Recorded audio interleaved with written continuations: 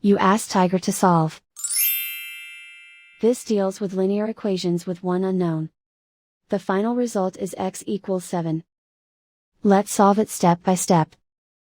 Simplify the expression. Simplify the arithmetic. Group all x terms on the left side of the equation. Add 3x to both sides. Group like terms. Simplify the arithmetic. Group like terms. Simplify the arithmetic. Group all constants on the right side of the equation. Subtract 6 from both sides. Simplify the arithmetic.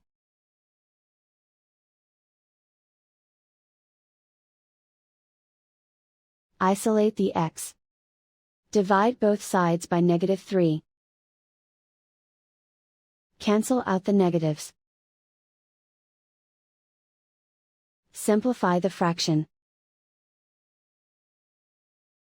Cancel out the negatives.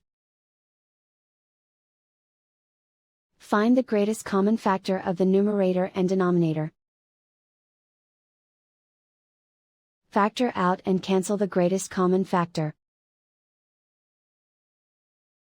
And so the final result is x equals 7.